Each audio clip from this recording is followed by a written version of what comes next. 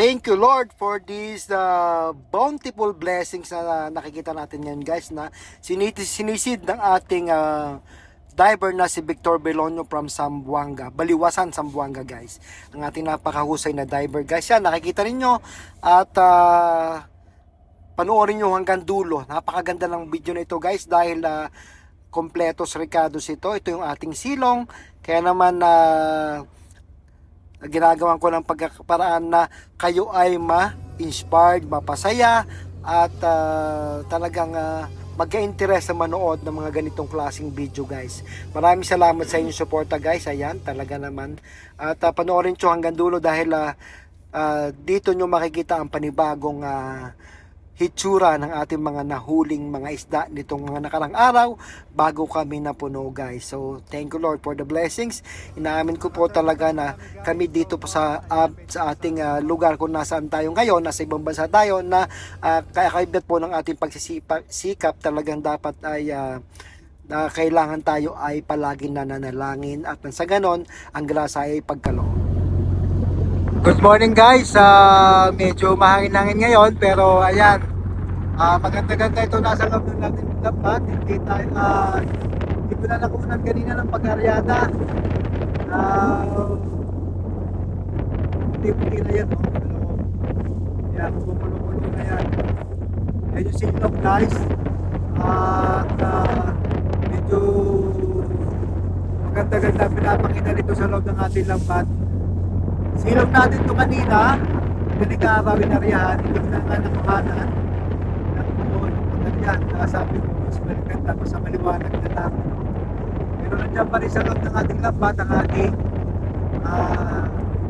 yan, light boat, sa ilaw ng ating silog. So, pwede nyo naman maaga pa lang ay meron ng pumuputi, kumakawa na agad. Kaya maganda-gandang pakitain ito kasi kahapon, yung huling area namin ay ilang piraso lang inaiwan ng mga yellowfin. So ngayon sumilong sa amin. Yun ang kagandahan guys, pagka umarya ka ng hapon, hindi mo na sa polo, hindi mo na huli, sa madaling araw sumisilong. Ayan. Thank you Lord, thank you Lord.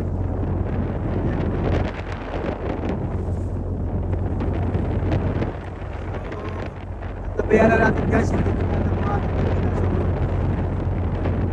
ganito na yung sitwasyon ngayon dito, yung mahangin at maaga pa lang napapakita ng istasa sa loob.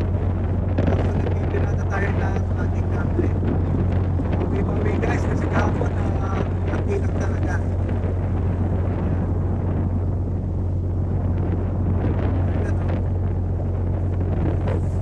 Maraming kinakain tilis kaya ganyan guys.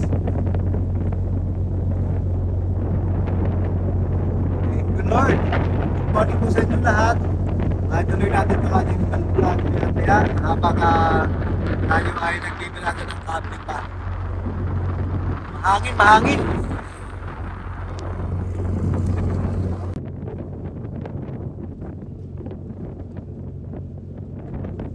Magandang umaga pagkaganito.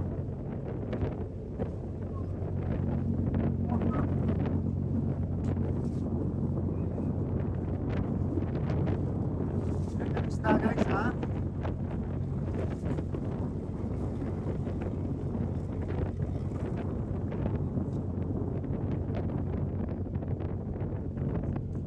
Dami ng alon-alon sa loob.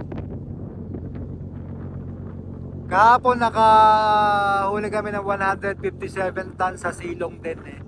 Parang ganito rin ang itsura niya, maganda rin ang itsura nun kahapon. So sana umabot din tayo ng ganon. Kung ano man pagkaloob guys, talagang napakaswerte natin. Nape-bless tayo. Kahit sa huling araw ng mga buwan guys, kasi malapit ang katapusan. Kailangan mas maganda yung huli mo bago matapos ang isang buwan para maganda ang kita ng mga kasimanging isda. Mayroon kaming catch bonus dito. Kung depende sa kung ganong kadami na huli natin sa buong buwan.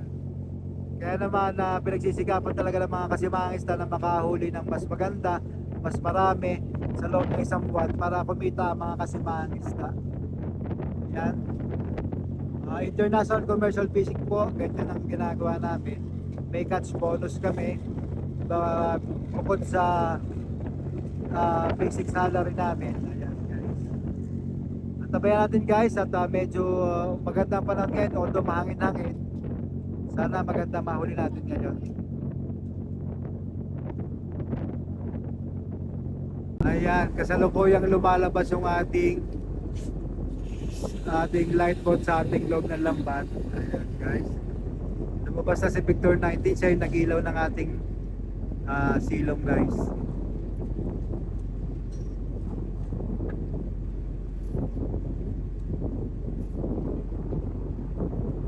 Start na sila ng power block din.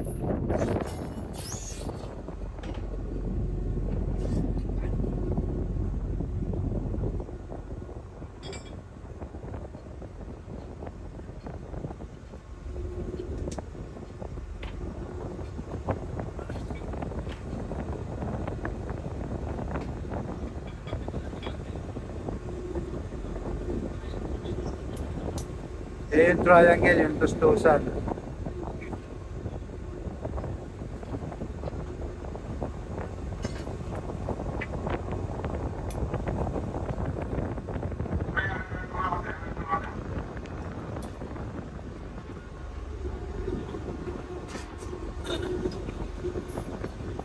Six 6:25 na ng umaga guys. Medyo maaga yung sikat ng araw.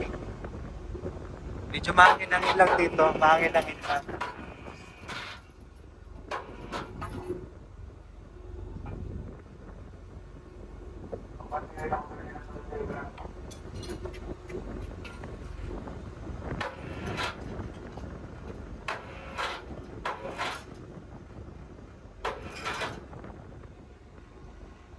Lulutang na isda guys, nasa loob ng lambat.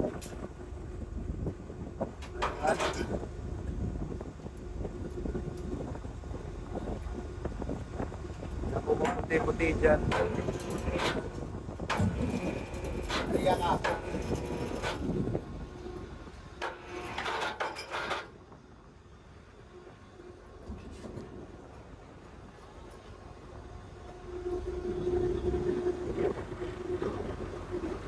Pasensya na guys hindi ko na kuhanan ng area yung kanina madaling araw, madilim kasi. So imagine niyo na lang guys na yung mga previous areada natin ganun na lang. So dito na lang tayo mag-focus sa at least ngayon may nakikita na tayong isda dito sa loob ng lambat natin. So parang ganun na rin lang din yun guys. Next time buo natin gagawin yan. Pero yung isa kong vlog guys ay mula area ay nandun naman. So nakikita nyo naman yan. Basta mahaba yung aking vlog ay kompleto yon, buo yon.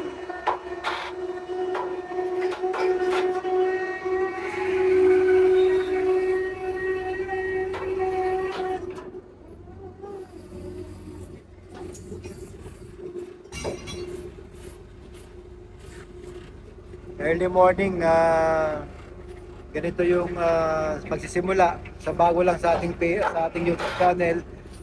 Welcome po sa aking channel dito po sa Simanging Isda. International commercial fishing po ito guys at wala po kami sa Pilipinas. Ang inarihan po natin ay silong, although hindi ko nakuhanan ng full shot habang umaarya. Dito na lang po tayo manood sa marami tayong makikita isda ngayong umaga. Thank you. Good morning guys. Mataas na yung pataw guys. Malapit na ito. Mga ilang minuto pa. Update natin yan mamaya later. At yan. Mahigit kalahati na yun naangat na lambat. Kaya siguro mga 30 minutes. May iangat yung buong lambat tapos pagsasalok tayo mamaya guys. So putol-putol lang yung ating video para sa ganun hindi ganong maboring kayo sa panonood, masyadong hahaba.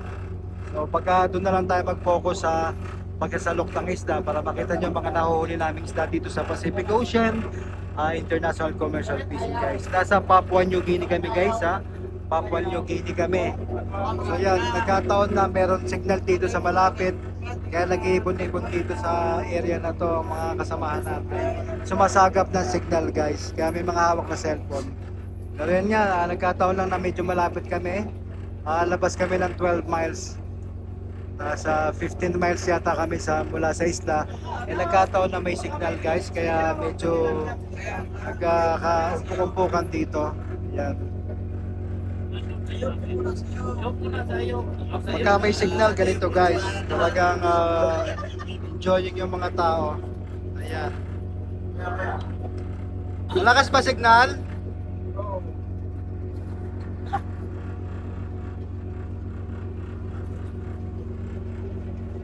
Oo, Bluetooth naman na rin.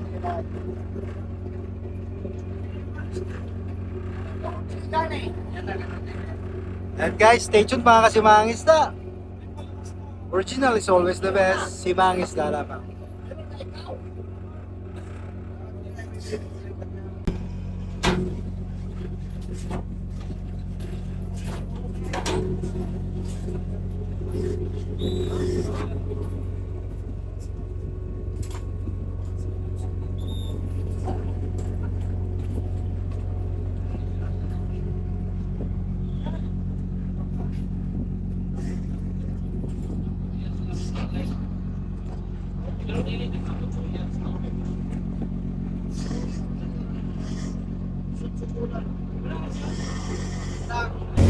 Guys, yung pinagmamalaki kong fishing master natin, hindi lang siya mahusay sa panguhuli ng isda.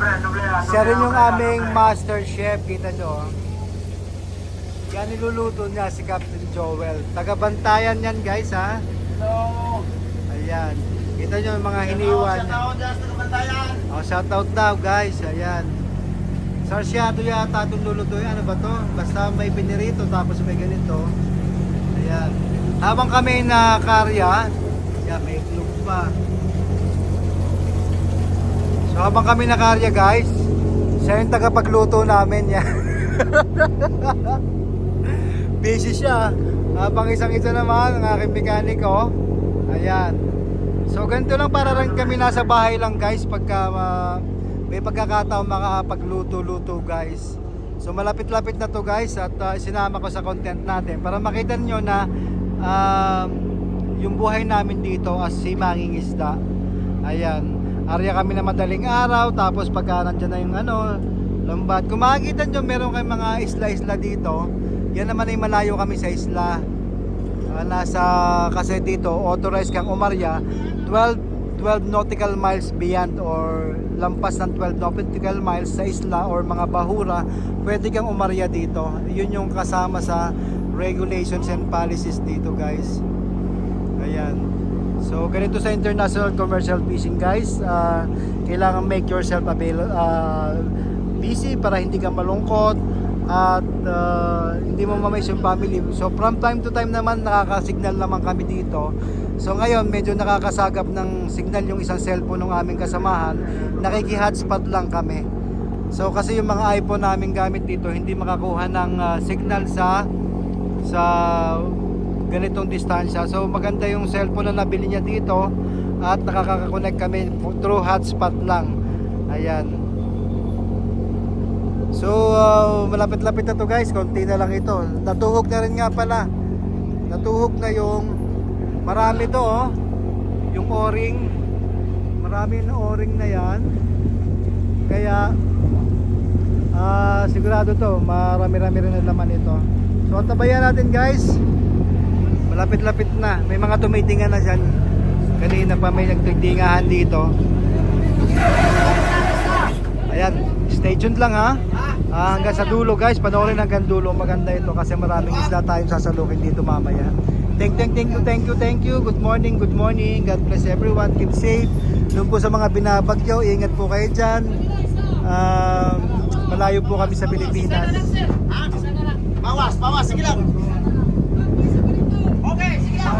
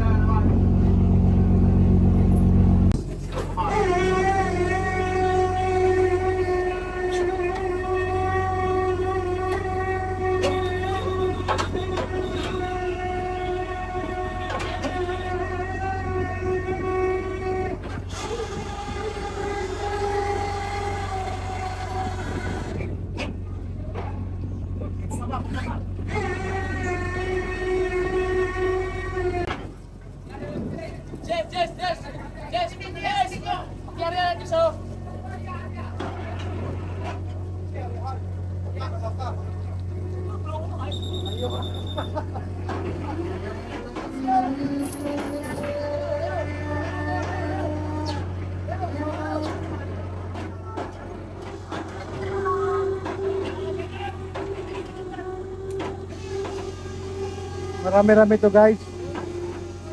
Medyo tisado na kaagad sa unang tirahan pa lang.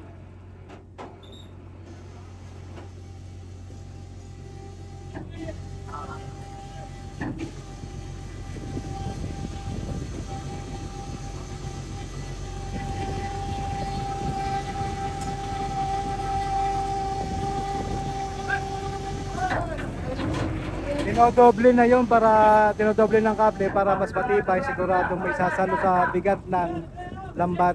Ayan, dinodoble na. Yan ang ating diver guys. Papasisid din natin guys kung ganong kaganda sa ilalim. Baka malinawan shots natin, tatry natin. I-include natin dito sa ating vlog yung underwater shots. Ayan.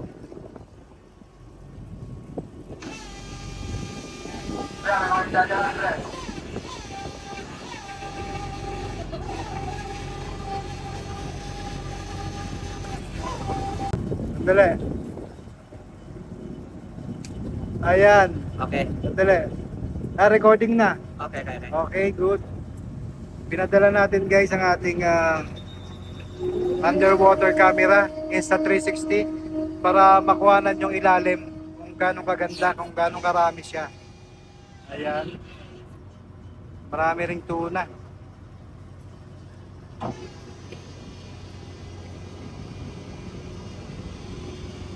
Napakagaling sumisid itong ating diver guys, kahit ka 100 meters kaya niya. Basta may compressor ginagamit niya guys. Tulad nga po ng naipangako natin kanina, ay eto na nga po yung underwater shot natin na ang ating diver ay si Victor Belonio from Zamboanga City guys. So napakagaling nitong sumisid at talaga namang mahusay na sa tagal niya ng sumisisid dito sa Pacific Ocean. So ayan ang pambungad na nakita dito at makita nyo maya-maya lamang ang bubulagasan nyo na napakaraming isda sa right side o sa kabilang banda dyan. Yan guys. Ayan ay tinitingnan niya kung may mga punit or sira ang ating lambat na sa ganon ay maprotektahan na baka magtuloy-tuloy kung sakali man at siya rin na nagtatahin yan kung sakaling may sira or may butas. Diyan niya tinatay sa ilalim na sa ganon makuha natin ang isda ng buo at hindi ito matuluyang masira kung sakali mang bumigat ang ating lambat sa pagdami ng isda doon sa buslo or sa fish bag natin guys. Kasi pagka naipon yan guys dyan sa ating fish bag ay talagang bibigat yan. Kung makikita nyo dun sa mga ini-strobo natin guys, pag mabigat na, tisado or banat na banat ang lambat na yan. Kaya naman ang trabaho niya ay tinitingnan niya at talagang chinecheck kung sakaling may possibility na may mabiyak dyan. So napakasayang naman guys kung ganun ang mangyayari. So kaya naman dinadive niya yan kahit napakalalim. Kita nyo naman ang taas-taas ng yung liwanag na yon, ang layo niya. So yan ang pinakailalim na or halos sa mid portion pa, hindi pa yung pinakailalim niyan. So nakita naman niya dyan na wala naman sigurong sira, kaya naman ayan, tuloy-tuloy lamang siya dyan para may pakita sa inyo guys. Ayan, ang kuha malalim pa, tingnan nyo naman, yun ang pinakailalim, yun ang pinaka-bottom doon sa side na yon. So ayan, halo to ng skipjack or gulyasan, yellowfin at saka sabihin natin tuna guys. Ayan, kita nyo naman namumutik-tik sa loob ng ating bag portion ang ating hinuling isda sa silong. Ito yung silong natin guys. At ayan, nag thumbs up na nga po si diver natin at wala siyang nakitang damage sa ating lambat at yan ay nakanyang na-inspect na.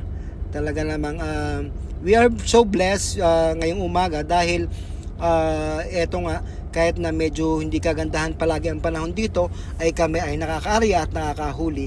We are so blessed, tsaka wala talaga kaming sonar, sira yung sonar namin, so kaya nga laging lifeboat na lang ang aming inaasahan na mag-iilaw ng ating silong guys. So panoorin nyo po, enjoy lamang at talagang mamamangha kayo sa mga isdang ating hinuhuli dito sa Pacific Ocean.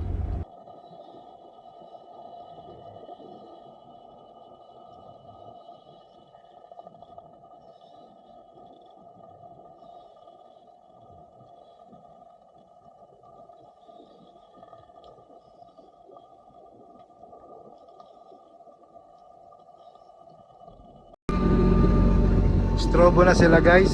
Medyo mabigat-bigat na yung laman ng bag portion natin. Nagamitan na ng white rope na yan, Samsung rope. Medyo tisado na yung lambat unat na yung lambat, kaya pagka ganyan malalaking lubid na ang ginagamit para safe, secured yung isda na makukuha ng buo.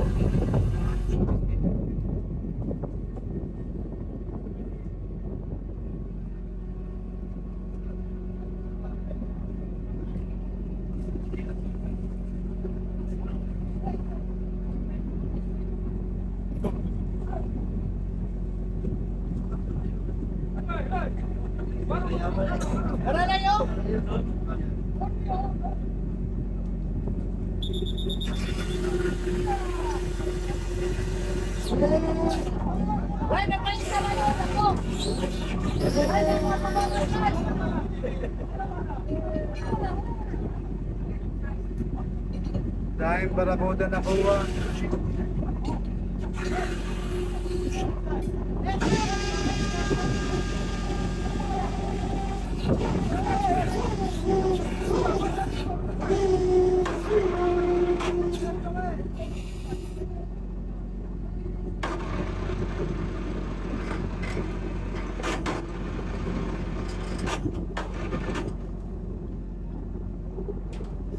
Dahil barakuda.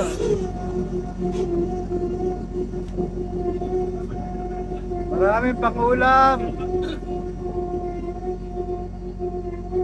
Oh, yung pa isa.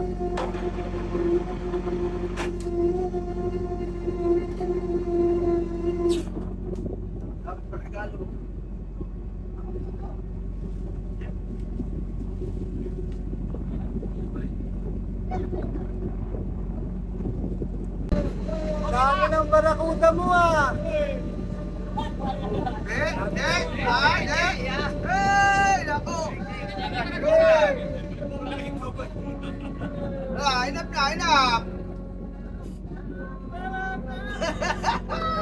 Nakagat ng barakuda. Matalas yan.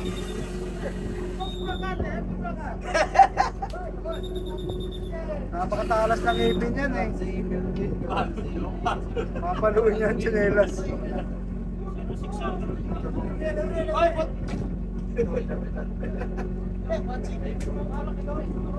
Alis siya Dugo yung kamay.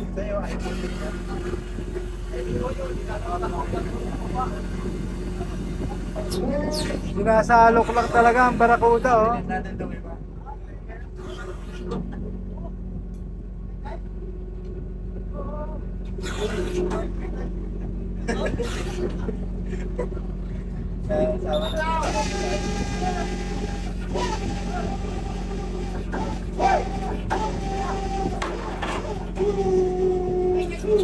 Salok na tayo guys. Ito na yung silong natin kanina. Malaman natin kung ilan ang tonelada ito. Marami ring tuna malalaki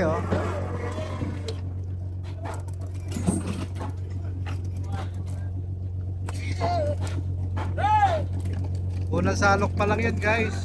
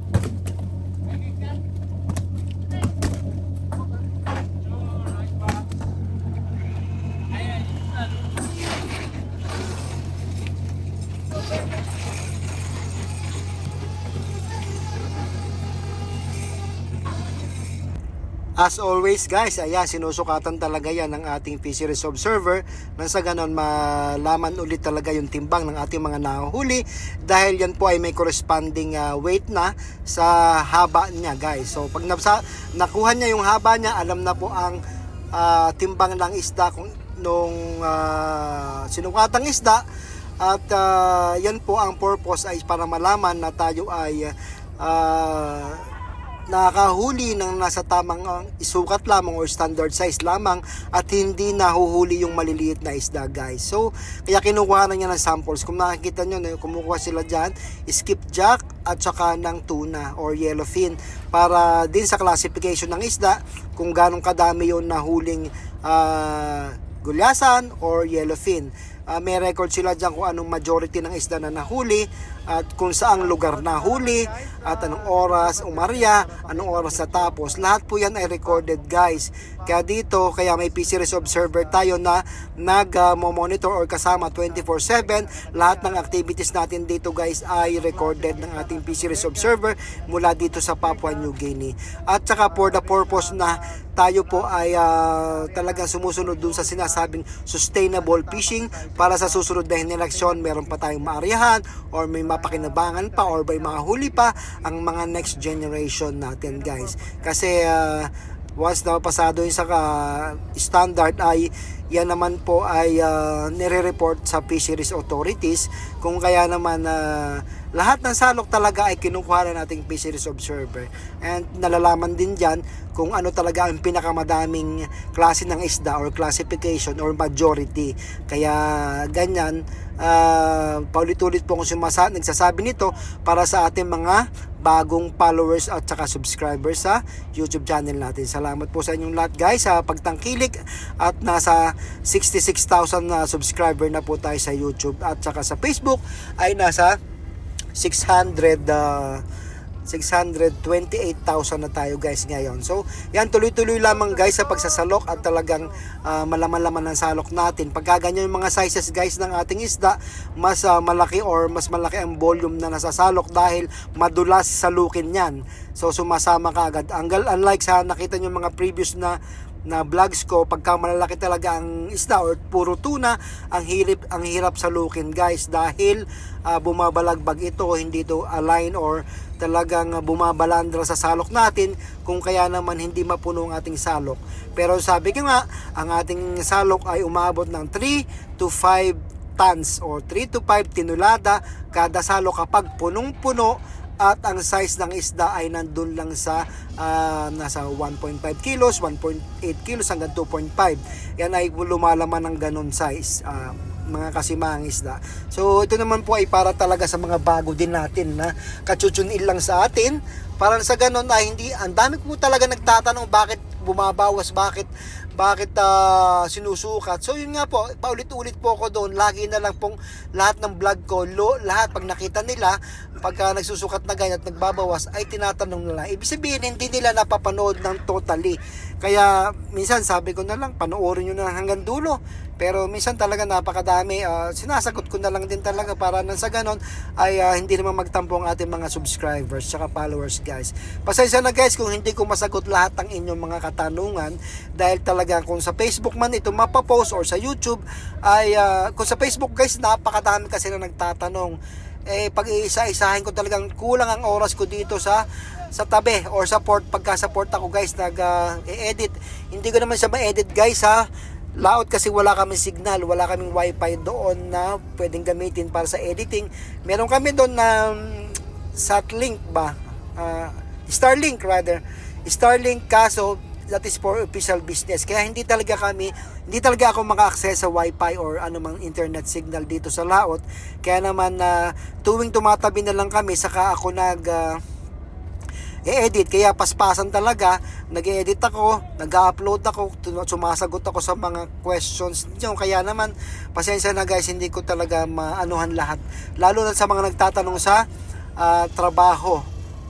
Kaya nagpo-post na rin ako, nag-share na lang din ako ng link nung opisina namin sa Facebook para sa ganon ay doon na lang sila mag-inquire. Hindi ko sa kayo talaga masasagot isa-isa, bukod pa yung nagpi-PM, nagdi-DM at nagme-message sa akin talaga. Kaya pasensya na guys, maraming salamat sa inyong pangunawa. Ayan, enjoy nyo lang guys ang panonood ng, ayan, humingi pa tayo ng isda, tax yan, from the BIR. Thank you guys for watching at tantabayan nyo pa rin po ang kaganapan.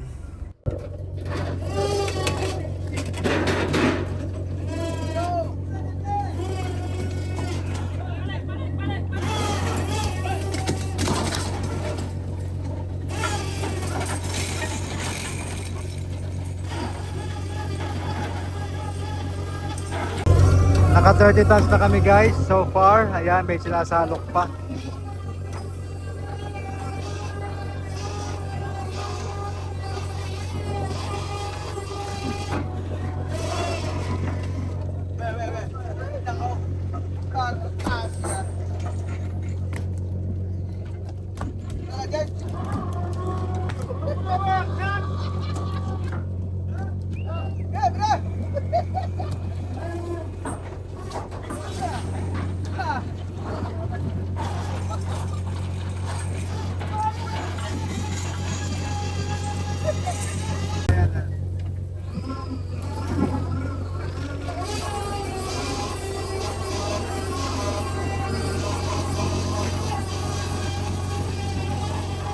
Dami guys, nag-aagawan sa isda. Gagawa sila sa Barracuda. Ako nag-aabang lang ako dito, nang hingi na lang ako. Yan, halo kasi ng tuna at saka skipjack.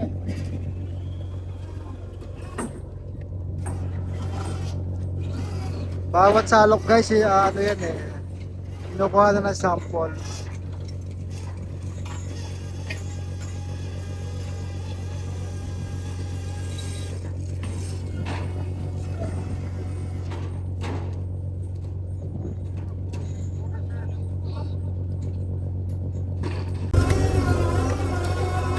Puno.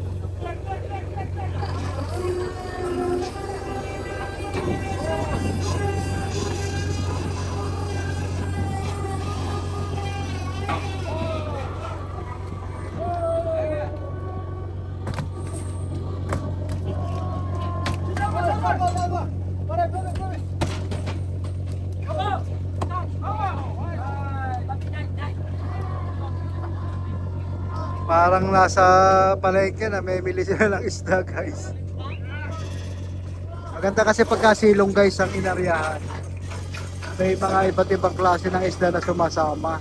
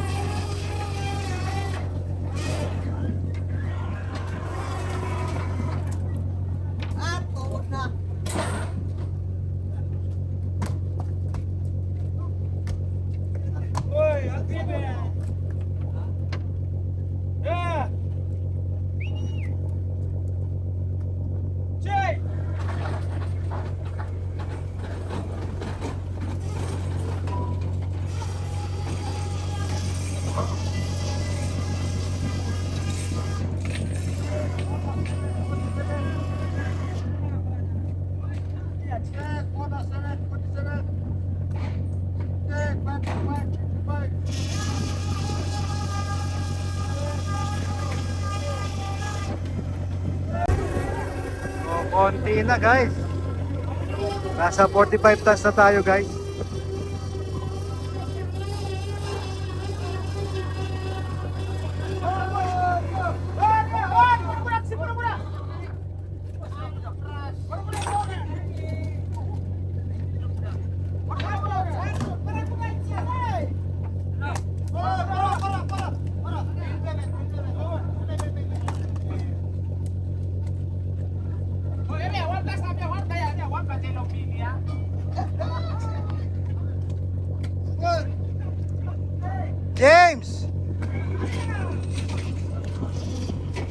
Akin na lang. Oh, nakahingi ako kay James, yung aking ayan. Thank you. Ayan, thank you, thank you. Dalawa na naipon ko, guys.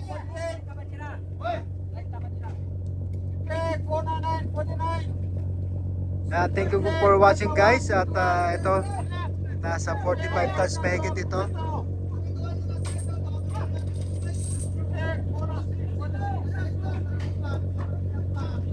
Shoutout sa inyo mga kasimangis, 64,000 subscriber na tayo sa ating YouTube channel. Sa Facebook page, nasa 587,000 na tayo, guys. Thank you mga kasimangis na. Total tally natin mamaya, yung final.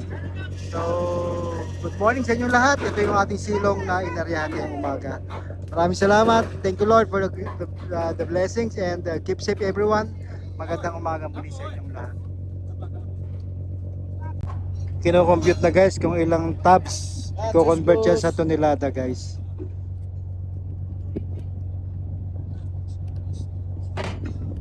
Medyo mahirap din mag-estimate ito guys kasi yung bodega natin depende sa laman ng bodega. So pagka ganyan, pagka depende din sa size ng isda. Pagka sobrang laki na ng mga isda, medyo reduced ang capacity ng ating bodega. Pero pagka mga ganitong itsura lang yung mga isda natin, magaganda naman ang size, hindi naman kalakihan. 53 tons tayo guys, naka 53 tons, 53.04. Thank you, good morning.